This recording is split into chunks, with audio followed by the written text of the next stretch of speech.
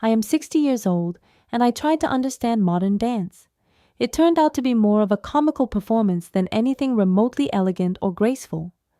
Honestly, if there was an Olympic medal for most confused dancer, I would have brought home the gold, silver, and bronze.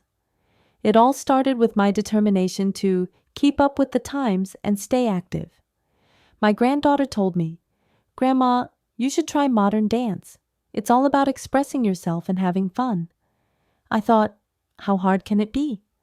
I mean, I've done a little ballet when I was a teen, so surely this would be a breeze, right?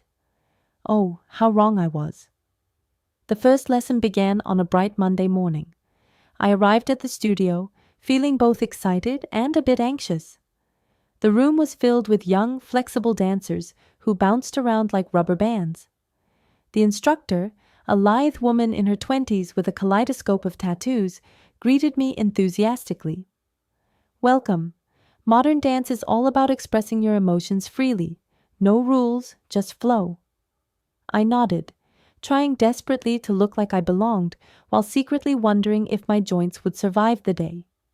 The music started, electronic, abstract, and boomed through the speakers. I froze. What on earth was that?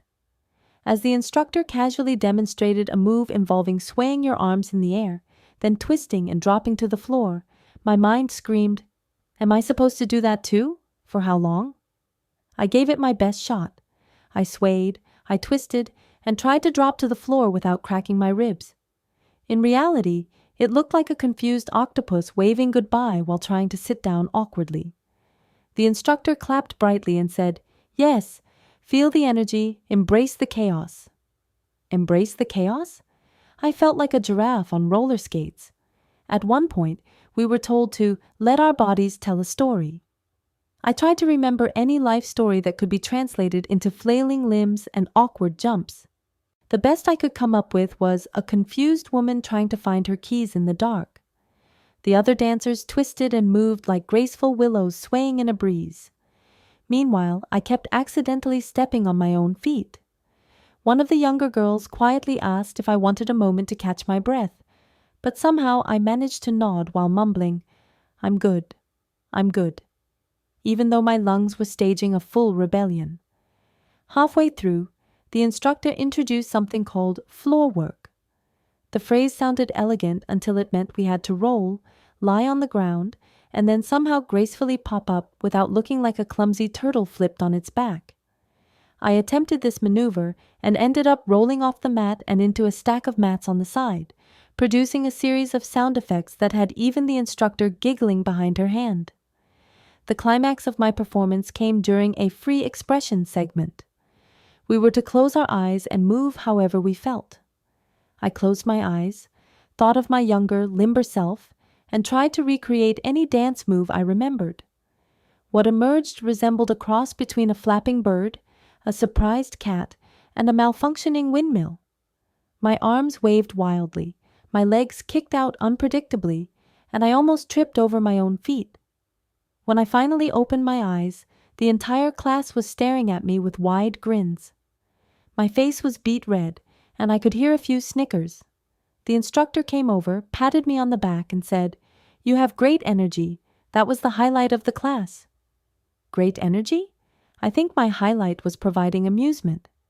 But you know what? I laughed too. Laughter echoed through the studio while I tried to catch my breath and wipe the sweat off my forehead. In the following weeks, I became something of the studio's mascot. The students loved the new grandma who wasn't afraid to fall, stumble, and make a complete fool of herself. They nicknamed me the Dancing Tornado because of my wild, unpredictable movements. The instructor even asked if I would perform at the end-of-season recital.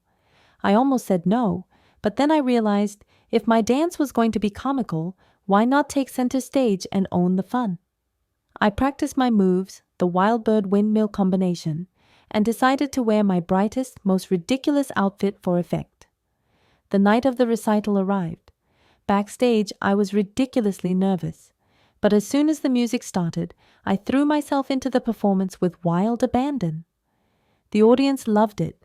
Laughter, cheers, and applause filled the hall. I smiled wider than I had in years, realizing that modern dance wasn't about perfection. It was about joy, freedom, and yes, a bit of chaos.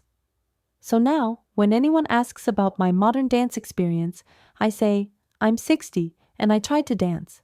Let's just say I brought a lot of character to the floor.